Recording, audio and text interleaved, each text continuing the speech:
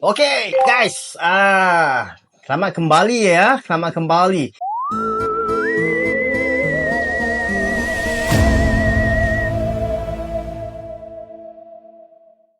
Kita buka peluang untuk you all, sesiapa yang nak beri pendapat, nak share lah things lah Nak share lah.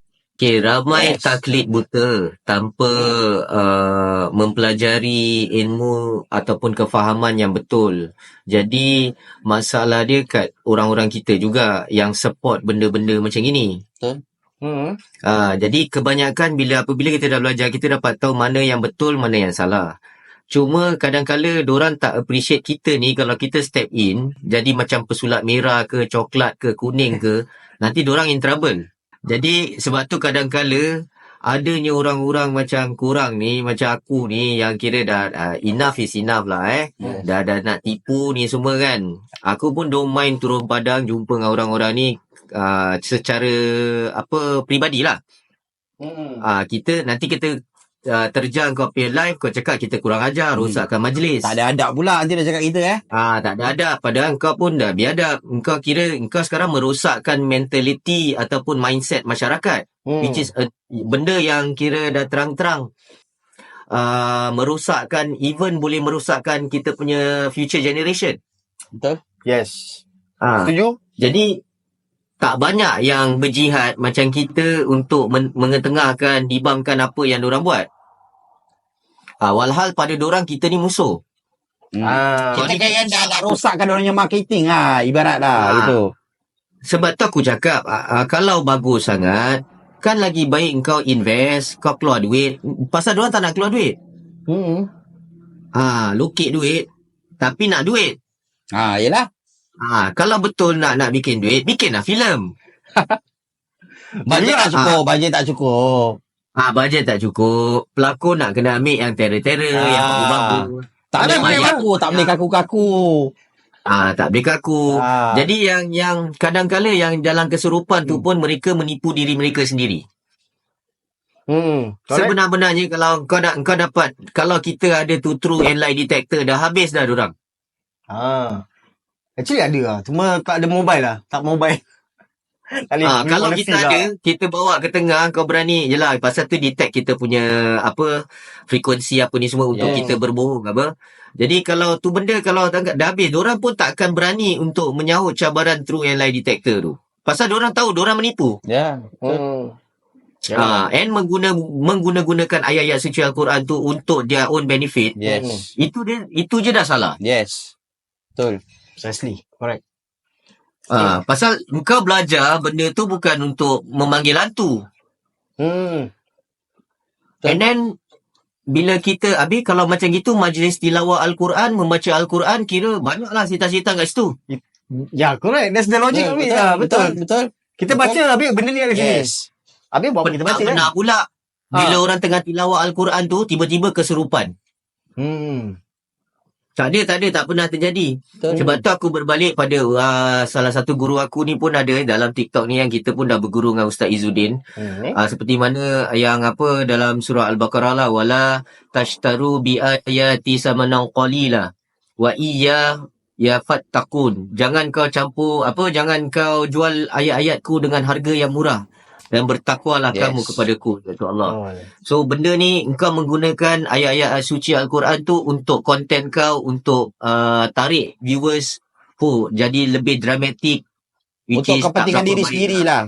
Untuk kepentingan diri sendiri. Pada pendapat aku tu benda memang salah. Yes. Wallahu a'lam bisawab. Silakan Ustaz Izzuddin. Kita perkenalkan diri Ustaz Izzuddin. Assalamualaikum Ustaz. Waalaikumsalam warahmatullahi. Okey, Ustaz, suaranya kurang kedengaran. Tak kuat sangat. Kurang kuat suaranya. Mungkin boleh rapatkan dengan mic-nya kah? Ya. Sudah jelas? Alhamdulillah. Alhamdulillah, baik. Okey, teruskan Ustaz. Ya. Perkenalkan, saya Izzuddin, nama dari Indonesia. Biasa kenalan dengan teman-teman Apa nama grupnya lupa saya. Haji Seram ya? Sing seram itu. Haji Seram. SK seram. Saya. Ya.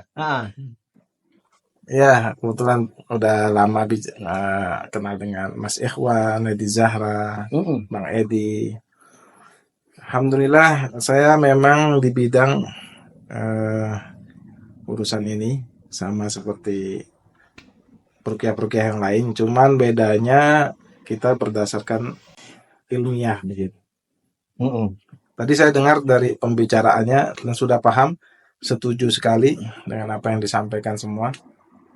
Cuman kadang-kadang ada perukiah itu yang dia tidak sadar kalau dia menipu. Iya. Maksudnya dia itu tak paham, dia tidak paham dengan apa yang dia kerjakan sekarang.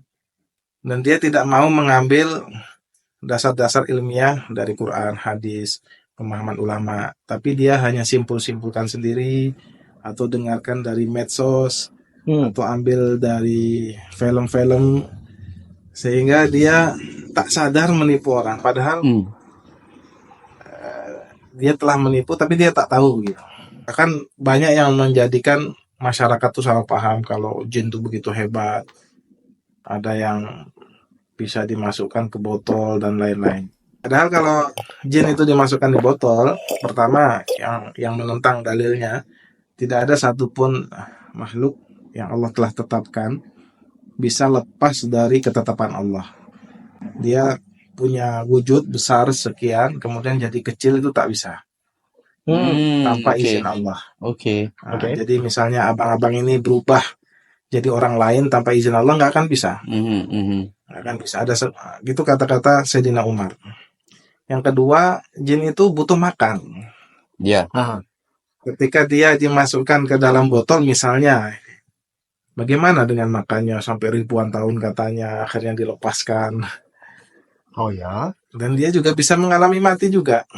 Jadi sudah tidak masuk ke dalam akal secara ilmiah begitu. Secara logik ya, ilmiah. Boleh. Oke. Ya. Nah, adapun kesurupan orang itu, apakah jin bisa masuk? Itu ada keterangan dalam hadis Nabi mengeluarkan jin dari perut seorang anak.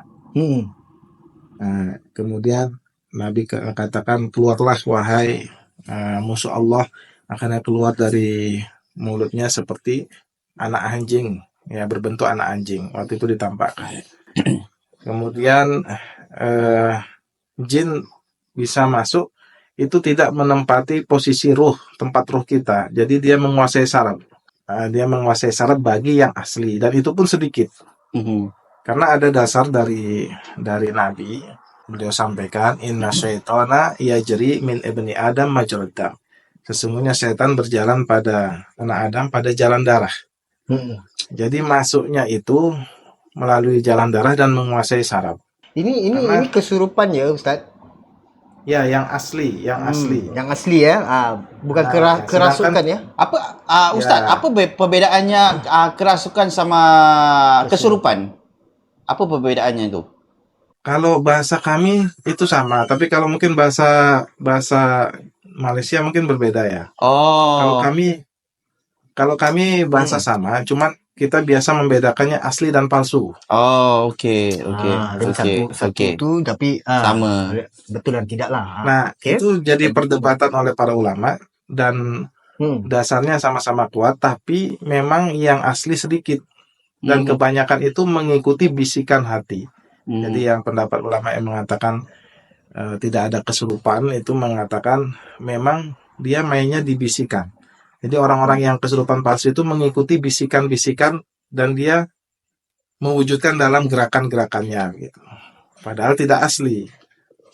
Bisikan setan. Karena kita kan punya bisikan ya. Setiap orang punya bisikan-bisikan keburukan. Karena memang kita punya korin dari kalangan setan. Ya. Dan ada korin dari kalangan malaikat. Jadi bisikan tu yang memanipulasi seseorang itu seperti dia fikir dirinya kesurupan. Ya, dia merasa dia itu orang lain. Jadi dibisiki, kamu berbuat ini, berbuat itu, dia ikuti aja. Akhirnya jadilah seperti kesurupan.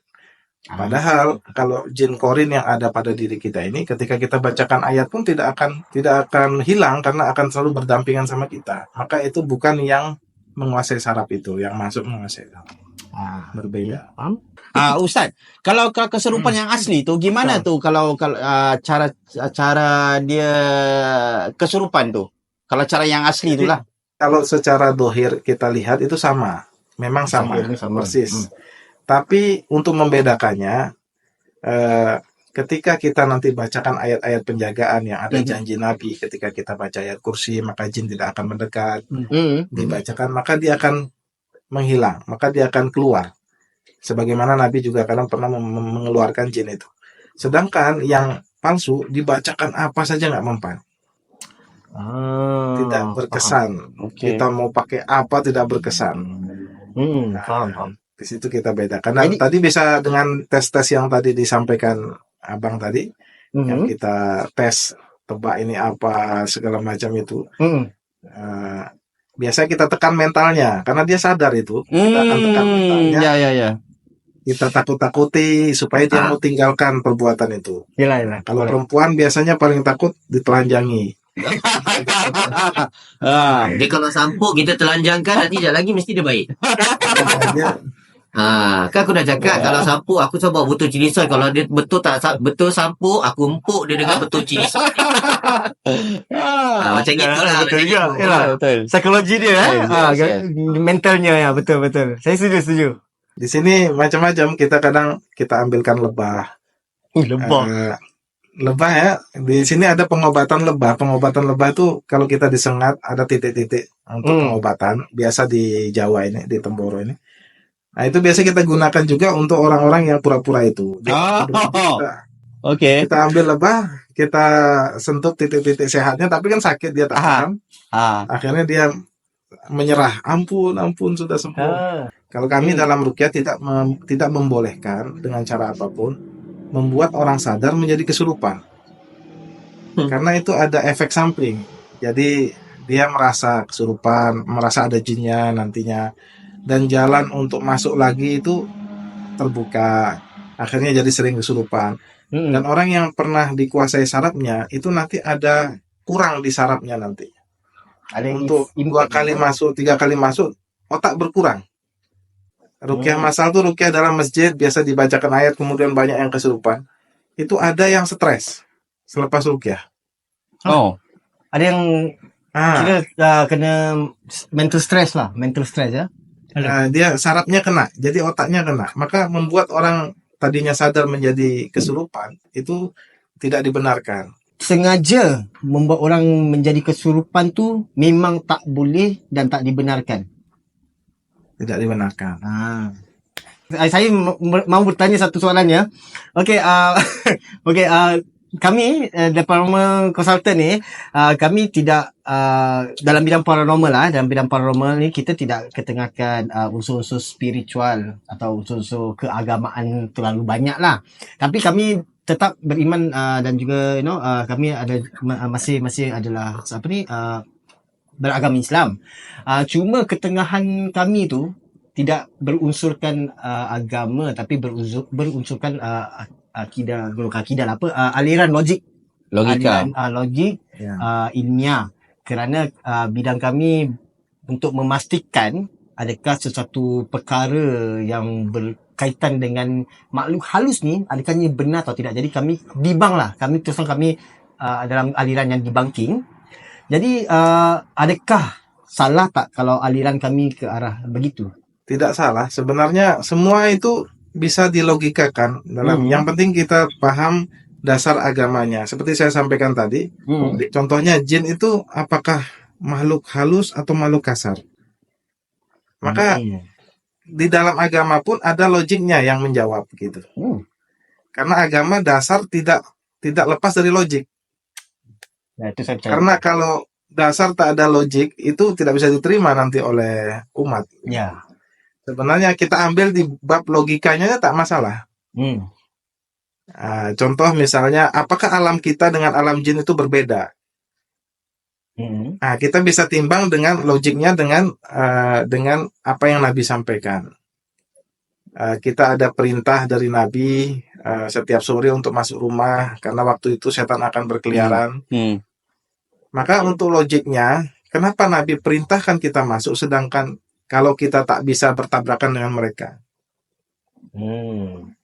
Logiknya berarti kita dengan mereka tak beda alam. Kan biasa ada seperti pembahasan kita nih beda alam. Kalau masuk ke alam mereka harus ada portalnya Nah, iya. untuk masuk ke alam lain. Padahal tak begitu. Betul. Kita ini satu alam. Bahkan ketika kita oleh Nabi jangan kencing di lubang-lubang nanti akan mengenai jin-jin. Karena jin itu ada yang kecil juga bentuknya, tidak semuanya besar. Jangan siram air panas ke dalam lubang. Kalau air panas bisa mengenai jin, berarti benda padat yang lain bisa. Ini logik kan? Iya, betul. Maka mereka dalam pemahaman sahabat itu, mereka tinggal di tempat-tempat yang tidak banyak manusia untuk menghindari ketabrakan itu. Maka dia menempati tempat-tempat kosong seperti kebun atau kuburan atau tempat sampah untuk menghindari tabrakan dengan manusia, hutan, gunung, pantai yang tidak ada manusia. Nah, ini semuanya logik begitu. Jadi sebenarnya bedanya cuma kita tak bisa melihat mereka saja. Mereka bisa melihat kita tak bisa melihat mereka. Tapi kita satu tempat dengan mereka gitu. Ini saya setuju Ustaz, sebab kerana saya apa yang saya diajarin ialah makhluk jin ada di bumi sebelum manusia tu ada ya. Jadi bila manusia dijadikan, manusia pun diturunkan ke bumi. Itu saya pernah berfikir. Jadi buminya berbeza ke atau bumi yang sama? Sebab kita macam Ustaz cakap lah, Ustaz sudah ketengahkan buminya sama, alamnya sama. Sudah jadi eksklusif ada dua ustaz Saya tadi tu tertarik apa yang sampaikan oleh Ustaz Zuddin tentang kesurupan tadi tu. Bisa tak Ustaz? Saya tambah sikit je Ustaz. Boleh. Kan? Jadi apa yang dibahas oleh Ustaz Zuddin tadi tu bermakna kesurupan tadi tu ada berbagai jenis kan. Ada yang dibuat-buat, ada yang benar-benar kesurupan. Bahkan Asli. ada setengah-setengah kes yang saya jumpa Ustaz di sini, dia enggak kesurupan, enggak juga dibuat-buat. Malah dia tu sebenarnya lebih keadaan kepada mental dia dalam keadaan orang cakap apa namanya, kemurungan dan sebagainya. Depression. Contoh ada satu kes yang dia jumpa, mak dia kata dia ni macam ada kesurupan. Bila dia memang ada kesurupan, tapi kalau kita lihat daripada, kalau seorang peramal perubatan, dia tahu ini bukan, ini buat-buat ni, dia boleh tahu. Jadi bila kita mandikan dia, kita bisikkan telinga dan kita tumbuk, sebab dia sampai tahap pukul mak dia dan sebagainya. Jadi kita dengar pun rasa macam panas juga kan. Jadi apa yang buat kan, dimandikan tu, ditumbukkan perut tu, kita bisikkan dia, sekali lagi aku dengar kau pukul mak kau, aku orang pertama cari kau. Dia automatik dia berubah tu, dia akan takut terus tu. Jadi sebenarnya dia bukannya kesurupan sebabkan saka sebagainya, dia lebih kepada mental. Sebab apa, nama mak dia tu pindahkan dia daripada sekolah lama dia pergi ke sekolah baru. Dan dia tak sonok di sekolah baru tu dan dia kemurungan sebagainya. Dia macam dia berfikir lah. Contoh. Jadi jadi banyak yang saya lihat kat sini. Dia sebenarnya bukan kesurupan dia yang benar-benar. Kebanyakan dia lebih kepada kemurungan sebabkan tekanan, bermain dengan perasaan, berangan, anxiety dan sebagainya. Melayan sifat sedih itu yang melampau dan mengakibatkan setan itu mudah untuk masuk dan berbisik kepada dia untuk melakukan perkara-perkara yang tak baik lah. Kalau dalam sudut sains dia ada panggil bad feeling dengan good feeling. Bila manusia ni meletakkan diri dia dalam keadaan bad feeling, dia akan merasakan tu lah sedih, kemurungan, sampai nak bunuh diri. Ni yang jadi sebenarnya. Benda ni mudah masuk pada dalam badan kita dengan ada 2-3 cara lah. Yang pertama, marah yang melampau pun dia akan mudah masuk. Sedih yang melampau pun dia akan mudah masuk. Kecewa dan sebagainya. Jadi benda-benda macam ni mudah dimasuk. Dan yang masuk tu bukannya sihir, kadang-kadang yang ada di sekeliling kita yang suka mengacau kita dan sebagainya. Jadi kita sebab tu kita diajarkan untuk sentiasa berfikiran positif, sentiasa bersangka baik dan sebagainya. Jangan meletakkan, sebab apa, ada dalam satu hadis Nabi, janganlah kita bersangka buruk kepada orang. Sebab apa, dia akan merosakkan jiwa kita, dia akan merosakkan akal fikiran kita. Setuju? Okay, saya nak tanya yang bab ni Okay, sekarang memang banyak menjadi berleluasa lah pasal menggunakan ayat untuk menyeru, memanggil, even ada yang surah-surah yang digunakan untuk memanggil, menyeru makhluk ni keluar munculkan diri dan ada yang juga muncul menjadi nyata dalam live. Tapi bagi saya tak percaya. Saya tak boleh percaya itu sebab memang susah lah bagi kita orang untuk mendapatkan sebegitulah sebenarnya bertahun-tahun ni.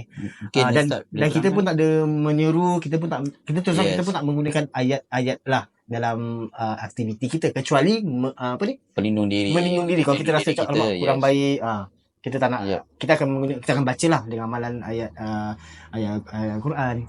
Jadi memang betul tak boleh dilakukannya untuk menggunakan ayat ni, dan tak ada istilah ayat ni diturunkan untuk Mengundang. atau memanggil mereka. Tak ada. Jadi Tak ada, ayat Quran ini mukjizat Allah, Mm-mm. bahkan kalamullah. Jadi ada perdebatan dulu apakah Al-Quran ini makhluk, apakah bukan makhluk. Maka perdebatan terjadi, kebanyakan ulama menyatakan bahwa Quran ini bukan makhluk karena dia tersambung dengan kalamnya Allah. Yang makhluk itu kertasnya. Yang makhluk kertasnya. Maka mukjizat yang begitu besar, bahkan dikatakan kalamullah, tidak bisa dinodai dengan perkara seperti itu. Mustahil. Digunakan untuk sihir, itu mustahil. Jadi kalamullah tapi digunakan untuk sihir, dibaca dengan benar tapi mengakibatkan sihir, itu bohong. Oke. Tidak bisa, itu tidak bisa dilukai mukjizat yang begitu besar. Sedangkan sihir begitu buruk. Kalau misalnya Quran mukjizat yang bisa digunakan sihir, berarti mukjizat kita lemah, bukti kita lemah. Yalah. Bahkan Nabi pun berarti bisa juga jadi sihir. Ini keliru.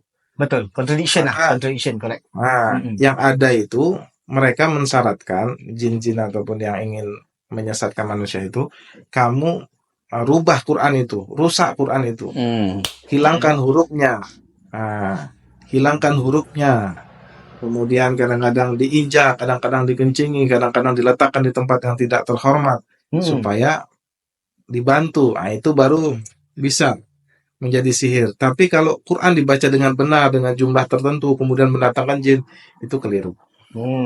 Itu sengaja, itu kira disengajakan lah. Jadi manusia ni terbabit dan juga terjatuh dengan tipu hela atau Dia mengada-adakan lah, Cik. Kira dia mengada-adakan. Ada kanan. Benda tu dah tantang keliru, satu kefahaman yang salah lah. Jadi diorang buat macam gitu, macam mana pula hukum orang-orang yang melakukan macam gitu, Ustaz? Ya, kalau mereka sadar tuh bahaya. Bisa mengeluarkan mereka dari keislaman kalau sadar loh, itu merendahkan Quran. Berat. Boleh keluar daripada Islam tau kalau kau buat macam itu dengan cara sadar. Nasib baik. Tapi kalau nggak sadar ya dimaafkan. Orang nggak tahu kan dimaafkan. Yalah. Kalau tak tahu tak Kalau tahu tak apa. Belajar, jangan dah tahu mau lagi buat. Kalau tak tahu ambil tahu ni ya. Betul juga. Okay, alright. So ada apa lagi yang nak penerangan yang So far dah terang. very clear. Saya It's very clear. mungkin mau bisa dengan channel ini mungkin diarahkan untuk tidak ajak bicara orang kesurupan gitu. Nanti mungkin dibahas. Karena orang-orang kesurupan baik yang asli ataupun palsu, itu informasi-informasi yang keluar itu yang asli dari memang setan, karena yang merasuki itu dari Al-Qur'an dikatakan ya takhabbatuhu syaitan minal mas, yang merasuki itu setan. Maka informasi yang dia sampaikan kebanyakan bohong dan akan merubah pemahaman yang benar jadi keliru. Jadi minimalisasi itu salah. Salah lah. Salah. Sebab tu kalau kau dia masuk, lepas tu kau nak ajak bincang lagi dah. Berterang-terang dia ajak kau jalan-jalan lah. Itu pasal sampai itu pasal sampai pukul 7 pagi 8 pagi. Dia nak Sampai 5 jam, 6 jam. Dia cerita tak habis-habis. Sampai ke dia nak pagi. mudah senang je. Bila dia masuk tu kan.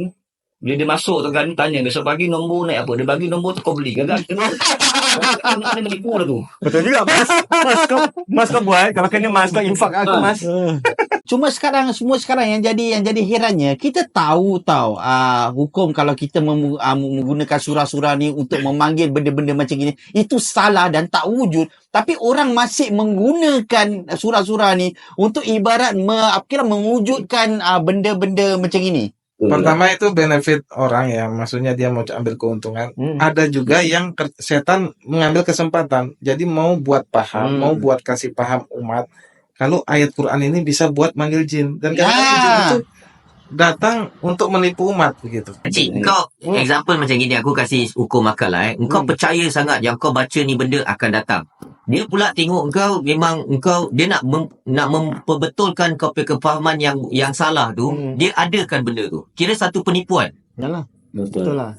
Dia benda ni pun take advantage of kau punya ini lah. Of course. Yalah. Dan Correct. kampung ni kan percaya ada penanggal. Jadi, okey, dia jadinya penanggal tu mengganggu satu kampung tu.